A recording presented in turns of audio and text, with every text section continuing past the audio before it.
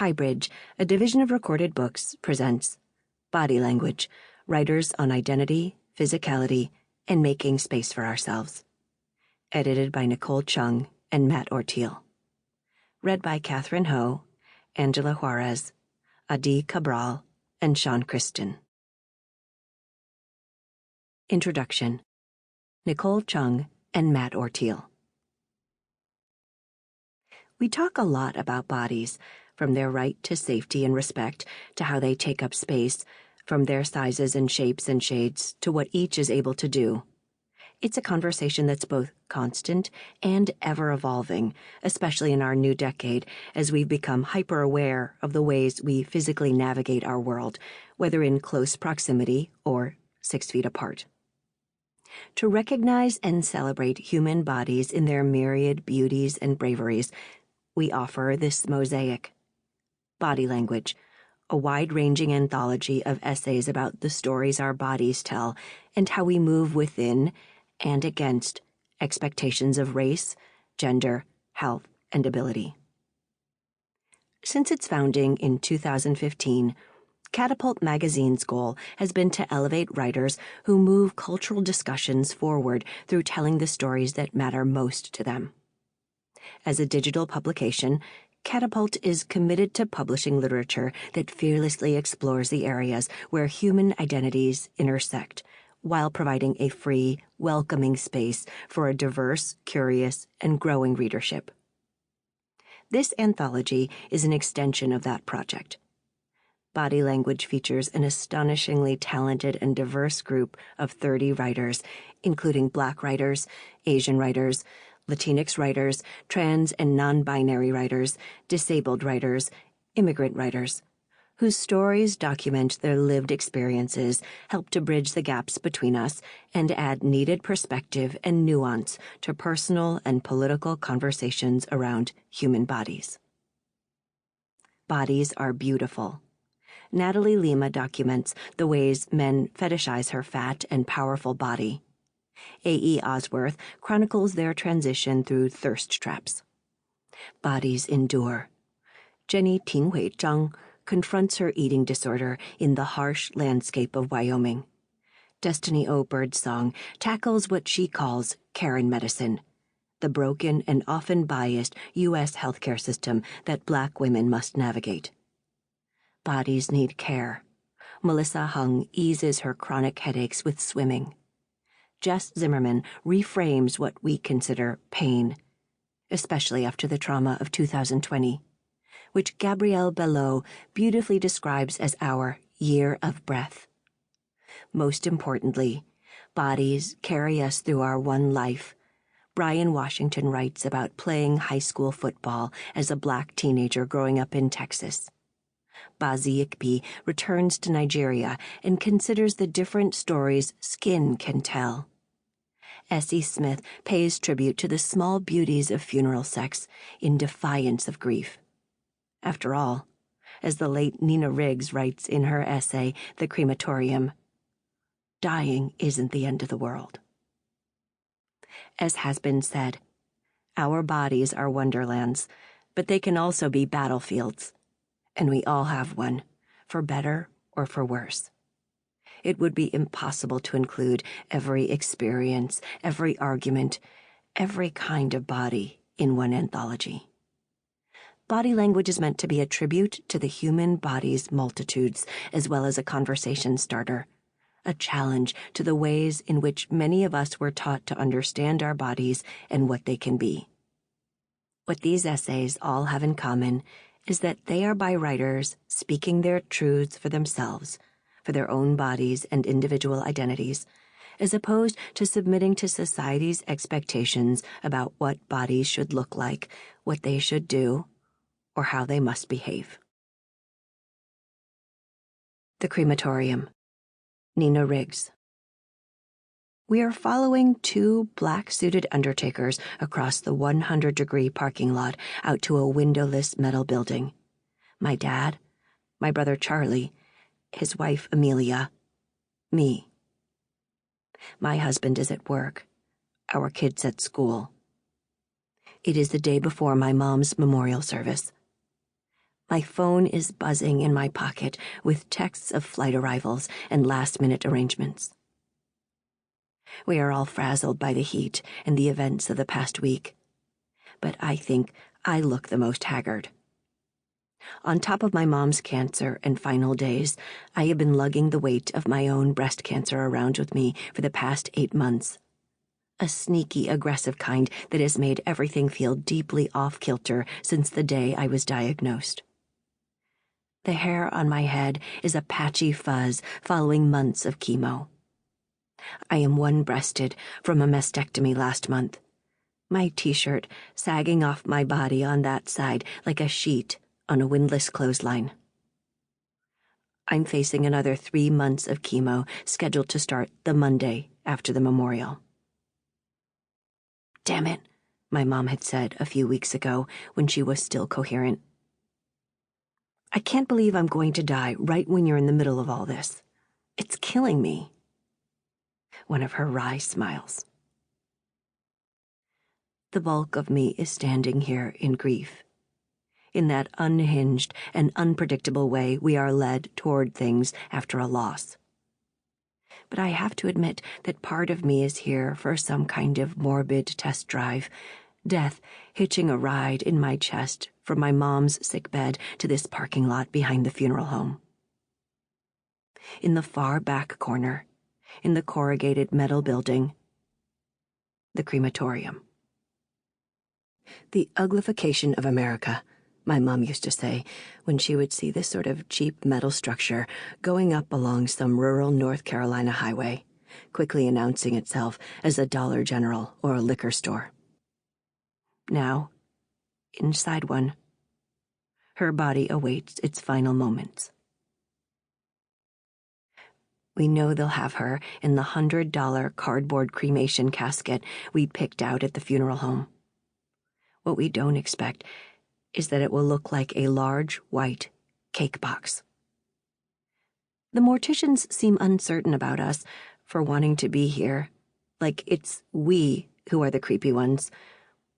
Honestly, I'm not sure we would want to be here either, but Charlie feels strongly that we should see this through to the end, and we have agreed to try to support each other through whatever twists and turns our mother's death takes us.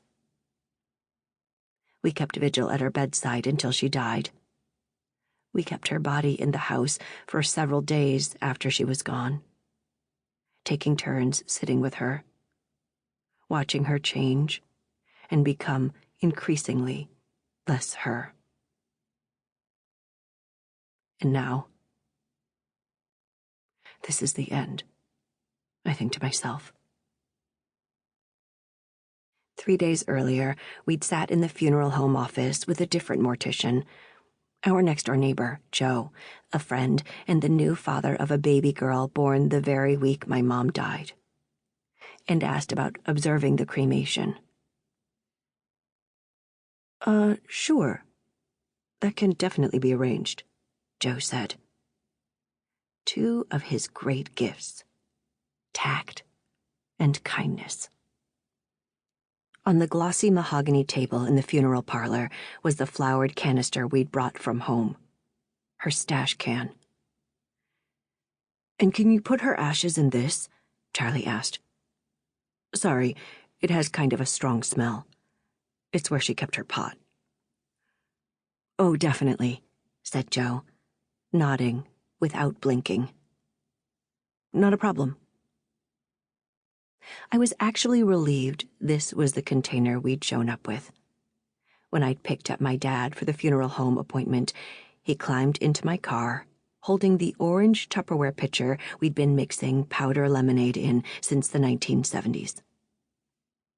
"Will this work?" he'd asked. "I don't think so, Dad," I'd said. "Maybe something not from the kitchen?" When he ran back inside to get a different vessel, I'd snapped a photo of the pitcher sitting in the passenger seat and texted it to my mom's number. "Please come back," I'd written. "Dad wants to put you in this." The first of a million non-replies. Inside the uglification of America, it is 100 degrees hotter than the 100-degree parking lot. It looks like a garage with a large cooler and an even larger oven. The oven is, it seems, preheating. "Do you want to see the body first?" one of the undertakers asks us. She's been in their refrigerator for 5 days. There is a sheet covering her face when they lift the cake box lid. Of the whole thing, I like that part the least. The undertaker pulls it back with some fanfare, and the 4 of us lean forward and peer in at her. She is no longer my mother, and that, I think, is part of what I'm supposed to understand by visiting her here in the metal box. Although I knew it already. I knew it the moment my phone rang at 3:00 a.m. and Charlie said, "I think you should come." And I tripped into 2 different sandals and put my shirt on backward and ran both of the stop signs between our houses. And I knew it when I skidded into the driveway, and a startled rabbit in the grass by the gate stared back at me. Unflinching, unmoved, as I slammed the car door and ran past it. I knew I was too late. She isn't decomposed or anything like it, but her coloring is distinctly orange and waxy now, and her face is covered in beads of condensation. Only her hair looks like her, lovely wisps of graying brown swept back from her forehead. The purple flowers we'd strewn on her the morning she died are wilted and browning like a discarded corsage. Her eyes are sewn shut, uneven stitches between her eyelashes that look like the doll dresses she helped me sew in 3rd grade. Her mouth is sewn shut as well. "She would definitely not like that," I whisper to my dad. He squeezes my shoulder. The other undertaker turns to my dad. "Do you want to press the button for the incinerator?" he asks, as though my dad is the birthday boy at a special party. He starts showing him the levers and the different dials. My dad, who is usually game for just about anything, but who I can tell in this moment is going along with the undertaker's shtick just to avoid further interaction, presses the green button. The oven door starts to open and then lurches suddenly, and someone else's leftover ashes plume briefly into the air like a thought bubble or a dream about how little we belong here. We all jump back, and I can almost hear my mom yelling at my dad. "Jesus Christ, Peter, what are you trying to do to me?" When the door fully opens, they close the box and slide it in on a short conveyor belt, and the oven door clangs shut with my mom inside. There is no window. Somehow all this time I had imagined there would be a horrifying little window like on a potbelly stove. There is only a thick metal door, and she is on the other side of it, and we cannot enter, and she will not return. The cremation itself will take 4 or 5 more hours to complete. "Okay, I'm good," I say almost immediately. I'm lightheaded and annoyed at whatever made me think this might be a reasonable thing to do. Outside, I need to squat down on my knees on the blacktop while my eyes adjust to the sun. My dad comes out with me and rubs my back. Charlie and Amelia stay inside a few minutes longer, but soon emerge.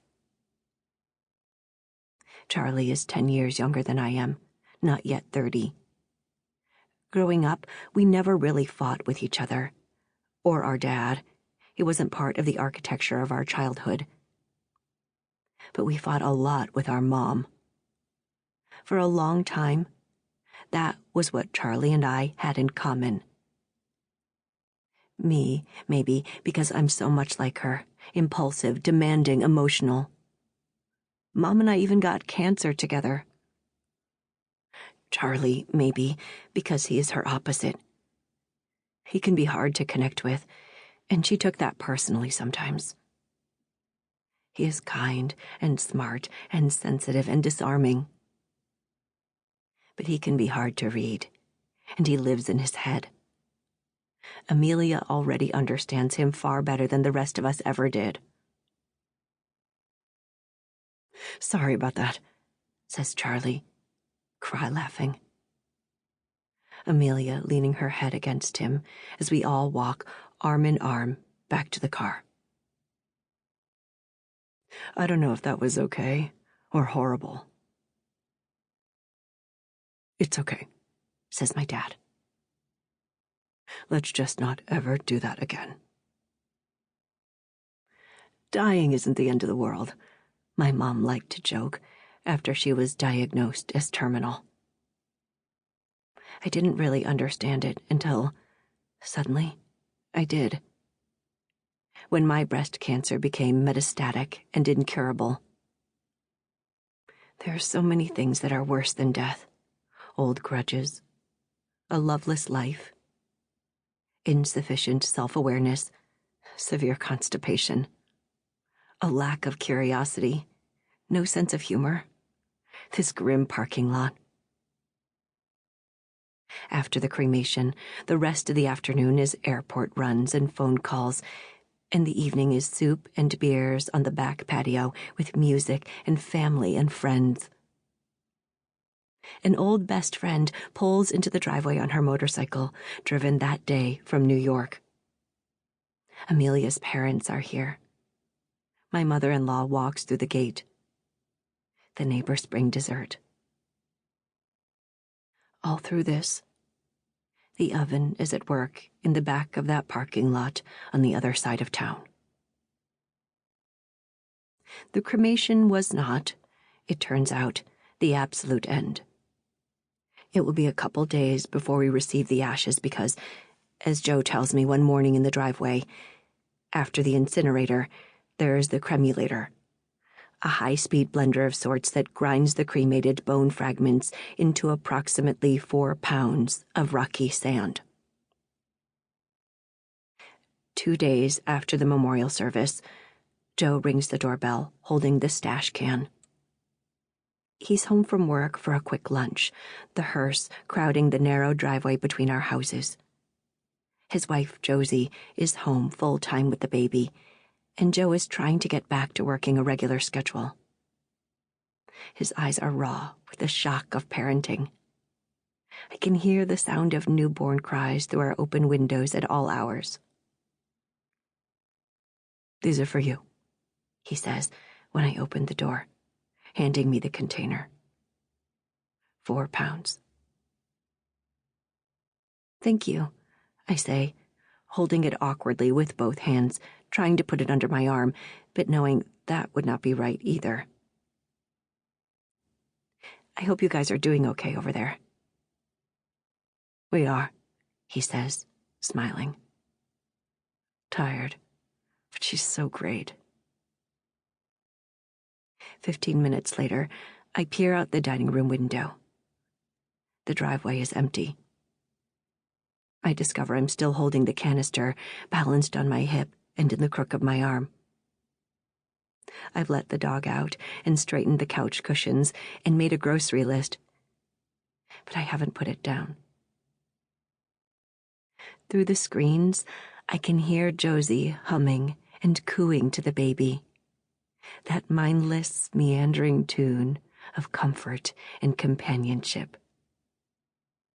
The loveliest of music. One of the first sounds I imagine I ever heard. When Your Body is the Lesson. On Art Modeling. By Rachel Charlene Lewis. The most awkward part is that I don't begin naked. At first, the students think I'm maybe a new classmate, the result of an ad drop, maybe a new teaching assistant. They look at me the way you look at new classmates, disinterested or dismissive, or sometimes hopeful, like maybe they imagine we'll be friends, lovers, more. It's how I look at them too, despite knowing that I'm here to make money. The art professor arrives late. She approaches me where I sit on a paint-splattered metal table shoved against the wall. She says hello, asks if I'm the model, and introduces herself. I decide I like her when she gestures to where I'll spend the 90-minute class, and I glimpse a soft poof of copper armpit hair. It makes me feel better about the fact that I didn't shave for this, less worried that my body hair is something I should have rid myself of before being naked in the presence of other bodies. My body hair makes me feel less beautiful. My beauty has always been the way I pay my way into spaces I don't feel I deserve to inhabit. I've been trying to deconstruct this in my everyday life by not wearing makeup, not shaving, not panicking when my drawn-on eyebrows smear against my partner's face during sex. I'm trying to be more bodily and more okay with who I am. This gig is part of that. As the professor speaks to her students, she points to the closet across the room, and I go where I'm directed, grabbing my bag and stepping around stray book bags and extra set of charcoal. I find the light switch in the closet and shut the door. As I change into my robe, I am surrounded by abandoned paintings and charcoal drawings. Rejected bodies, drawn before mine. I wonder if my image will end up in this closet too. After I change, I turn off my cell phone. My mom and I normally talk once or twice a week during her lunch break, but I didn't tell her about my new side gig today. When I told my partner, she asked if I wanted her to take me shopping for a robe. I imagined a red satin one, the type that I could repurpose for sex, one that would make me feel beautiful. But I picked one made of thick white cotton instead. I decided in the aisle of Walmart that I didn't want to be masturbatory for the sake of my own ego, or anyone else's. I leave the closet and head over to the stage, which is composed of 2 metal tables pushed together with a thin white canvas thrown on top. I spend a few minutes stretching to try to look like I know what I'm doing, but I don't, and it's apparent.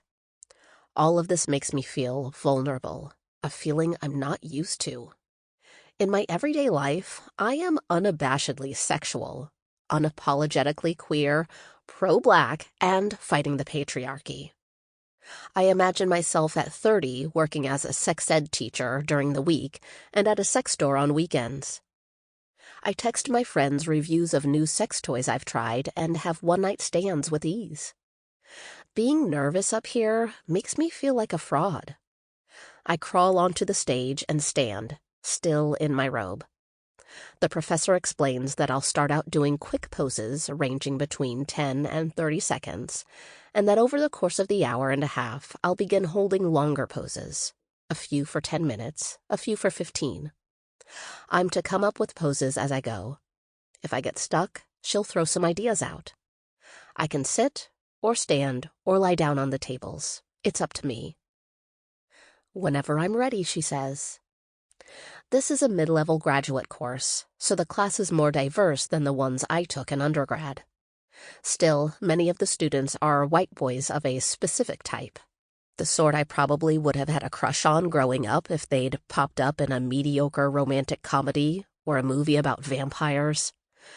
But I'm not interested in boys these days. It makes this a little easier for me. I imagine that if I don't find these white boys sexual, they won't find me sexual either. I know it doesn't work that way, but I pretend it does. I've been naked around other people before, and have been so for purposes of art as well, but never like this, under bright classroom lights and surrounded by strangers. When I drop my robe, some students know not to look away. They hurry to copy the pose down, eyes flicking between me and their easels, as if a half-second glimpse is all that they need to understand my body. One white guy, in particular, looks me over several times in a way that feels sexless, but still noteworthy, still new to me, a first-time model. In practice, this gig is easier than expected. I don't like when people make me pose for pictures, but this is different. I pose, and pose, and pose, twisting and rising and lowering again. I learn which poses cause my muscles to cramp with fatigue and which I can easily breathe through. The brainstorming of a pose every 10 seconds and then seeking a single pose I can hold for 10 minutes is the second most stressful part of this job. It's my mind that throws me off. I'm fine with the practical aspects of the job. Stand on a table, be naked, pose, but I'm less comfortable with it in theory. I still don't know what it means to make money with my body like this. I know I support sex workers, but I don't know how to categorize this work I'm doing, and it bothers me to not know how to define this moment in my life. Is this a bad thing I'm doing? A good thing? Everything about this feels like a gray area to me, because it seems like the only way to be comfortable up here, to not be sexualized, is to drop my humanity. Once I'm on the stage, I don't shift my expression, or speak, or show discomfort, even when my legs feel like they may give out and deposit me in a clump on the floor. As the minutes pass, I begin to dissociate from myself, focusing on the sound of charcoal scratching away at paper, breaking myself down as the dozen or so students build me up.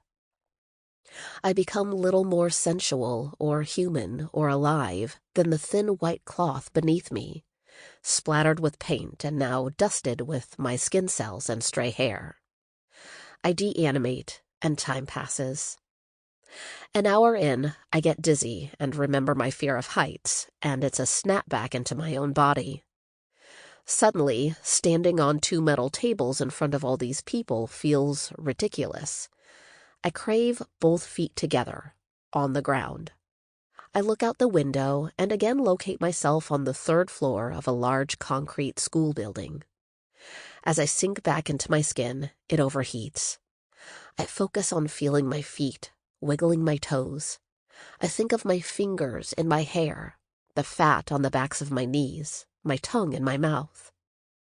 The more I come back to myself, the more human I become. The more I think of how these students have been taught to view me as an object. If I fall, will it cause any more commotion than the sheet billowing and stuttering in the breeze from the fan? Would it take them a moment to recognize me, a body, not an object, bleeding and bruised before them? I wonder what they'll do with my body in their sketches. I realize they know nothing about me, that my queerness, potentially even my blackness, is something I feel so deeply, but isn't always read. As the students flip their pages back in favor of new blank space, I catch glimpses of myself on their pads. There is no key, no way for a viewer who catches sight of my body in charcoal to know of these aspects of my identity.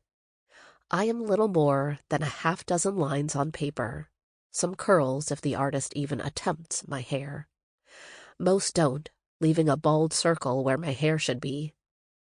It's odd being stripped of these parts of myself. If I am, for them, only what I'm perceived to be in a handful of lines, does my identity even matter? Does it lose its value? Do I? I inhale. I try to remember that this is just another small thing, just a work of art. I breathe out. I feel my stomach grow round. I stretch my fingers and toes and hear my bones pop. It helps me calm down. The professor requests a final pose, and I lower myself until I am seated, stretching my legs out before me. I listen to the sound of pages flipping, paper crinkling and being brushed flat again. I let my feet flop and lean my weight back on my hands. My mind feels quiet. My anxiety behind me, I watch the art students try to create me one last time. Don't fear the feeding tube. Kayla Whaley. Before we figured out why I lost the ability to swallow solid food, Mom kept warning me about feeding tubes. If I didn't start eating, she said, the doctors would have no choice. As a teen, she'd been in a car accident that left her intubated in a burn unit for months, so I believed her when she said, "You don't want that." With every bite I forced down, and especially every bite I couldn't force down. I imagine... Sample complete. Ready to continue?